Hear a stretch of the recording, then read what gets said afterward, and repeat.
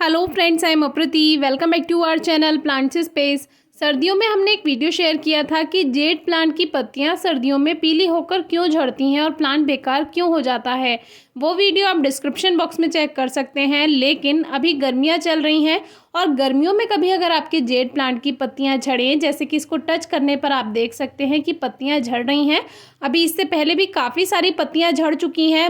जब हम इस प्लांट को उठाकर लेकर आए उससे पहले काफ़ी सारी पत्तियां झड़ गई और आप देख ही सकते हैं कि प्लांट पे भी कम पत्तियां रह गई हैं।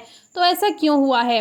ऐसा इसलिए हुआ क्योंकि जब गेस्ट आते हैं तो मुझे प्लांट से डेकोरेशन करना बहुत पसंद है और इसी के लिए ये प्लांट हमने यूज़ किया था डेकोरेशन में।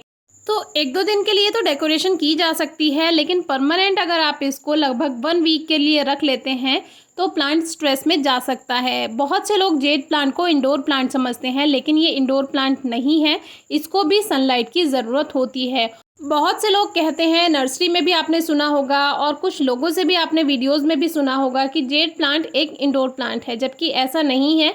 जेड प्लांट को कम से कम 1 या 2 घंटे की डायरेक्ट सनलाइट ज़रूर चाहिए होती है, सीधी धूप की रिक्वायरमेंट होती है और वो हमने कई बार एक्सपीरियंस किया है। तो इसको हमने लगभग 1 वीक के लिए घर में ही रखा हुआ था, जबकि फ्रेश एयर भी मिल रही थी, ब्राइट लाइट भी मिल रही थी, लेकिन वो पूरी नहीं होती है प्लांट के लिए। इसको 1 या 2 घंटे की धूप ज़रूरी है। सॉइल में जब ओवर मॉइस्चर होता है तब भी इसकी पत्तियां झड़ने लगती हैं, लेकिन सॉइल में ओवर मॉइस्चर नहीं है, देख सकते हैं आप।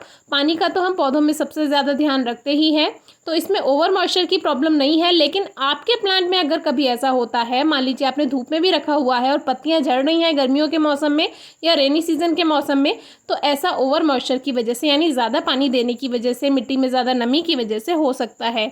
लेकिन यहाँ पर जो कारण है वो ये है कि हमने इसको लगभग 1 वीक के लिए इंडोर रखा हुआ था, घर में रखा हुआ था, जिसकी वजह से इसकी पत्तियां झड़ गई, स्ट्रेस में आ गया, इसको डायरेक्ट सनलाइट नहीं मिल पाई 1-2 घंटे की।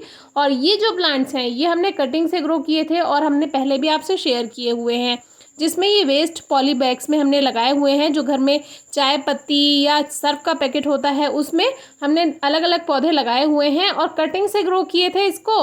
और देखिए कितने अच्छे से ग्रोथ कर रहा है, पूरा जंगल जैसा बन गया है। और लीफ का साइज़ आप देखेंगे तो लीफ का साइज़ भी काफ़ी बड़ा है। तो ये जो प्लांट्स हैं ये टेरेस गार्डन में रखे रहते हैं और इसमें हम पानी का भी ध्यान नहीं रखते, क्योंकि जेड प्लांट के लिए पानी बहुत ज़्यादा रिक्वायर्ड नहीं होता है, रिक्वायरमेंट नहीं होती है पानी की इसको। तो हम इसको लगभग 1 वीक में एक बार भी पानी दे देते हैं तो भी चलता है, क्योंकि ये प्लांट बिना पानी के भी ग्रोथ करता रहता है। लेकिन जब लगता है कि अब ज़्यादा दिन हो गए हैं तो इसमें पानी भी दे देते हैं।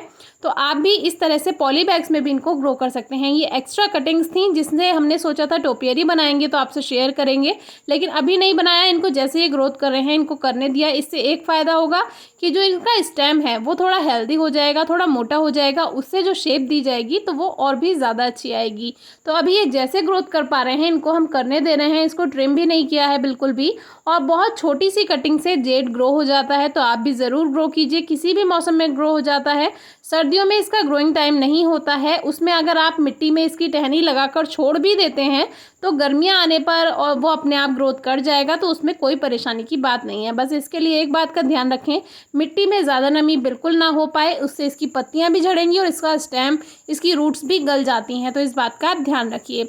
और एक बात का बहुत अच्छे से ध्यान रखिए कि ये इंडोर प्लांट नहीं है। आपसे कोई भी कितना कहे कि ये इंडोर प्लांट है, आप घर में इसको सजा सकते हैं, लेकिन ऐसा नहीं है। इसको कम से कम 1 या 2 घंटे की सीधी धूप ज़रूर दीजिए। अगर आपको इसको टेबल टॉप के लिए भी यूज़ करना है, मान लीजिए आपको अच्छा लगता है ये प्लांट, आप इसको घर में भी रखना चाहते हैं, ऑफिस में भी रखना चाहते हैं, तो कोशिश कीजिए इसको रिचार्ज करें। रिचार्ज कैसे करना है कि आपने 1-2 दिन के लिए अपने घर में इसको रख लिया, सजा लिया, टेबल टॉप पे रख लिया या ऑफिस में रख लिया, और फिर इसको थोड़े दिन के लिए 1 या 2 दिन के लिए फिर धूप में रखिए। 1-2 घंटे की धूप में भी रख देंगे तो भी चलेगा, और फिर दोबारा से आप इसको डेकोरेट कर सकते हैं। तो इस तरह से आप इंडोर प्लांट्स को भी डेकोरेट कर सकते हैं, कोई प्रॉब्लम नहीं आती है। इंडोर प्लांट्स को भी रिचार्ज की ज़रूरत होती है। कुछ ऐसे प्लांट्स होते हैं जो केवल ब्राइट लाइट में भी ग्रोथ कर लेते हैं, उसके बारे में ऑलरेडी हमने वीडियो शेयर की हुई है कुछ प्लांट्स के बारे में, तो आप चेक कर सकते हैं कि इनको कम धूप की ज़रूरत होती है। और ये एक और पुराना प्लांट है, ये मदर प्लांट है और इसका स्टेम आप देखिए कितना हेल्दी हो चुका है। जेड प्लांट के लिए आपको बिल्कुल भी कोई केयर करने की ज़रूरत नहीं होती, सिर्फ पानी का सबसे ज़्यादा ध्यान रखना है और 1 या 2 घंटे की सीधी धूप मिल जानी चाहिए। फर्टिलाइज़र की कोई रिक्वायरमेंट नहीं होती है। हमने इसमें बहुत टाइम से कोई भी खाद नहीं दिया है क्योंकि ये एक हार्डी प्लांट है और इसको आप सेरेमिक पॉट्स में भी ग्रो कर सकते हैं। जहाँ सेरेमिक पॉट्स में दूसरे प्लांट्स अच्छी ग्रोथ नहीं कर पाते हैं, वहाँ जेड प्लांट बहुत अच्छे से ग्रोथ कर लेता है और ये काफ़ी टाइम से सेरेमिक पॉट में लगाया हुआ है। तो अभी 1 वीक से ये थोड़ा स्ट्रेस में चला गया है, तो कुछ ही दिन में ठीक हो जाएगा। धूप में रखा रहेगा, आप पूरे दिन की धूप में भी प्लांट को रख सकते हैं, कोई प्रॉब्लम नहीं है जेड प्लांट के लिए। फिर भी अगर आपकी कोई क्वेरी है, क्वेश्चन है तो ज़रूर पूछेगा और वीडियो कैसी लगी बताइएगा। Thank you.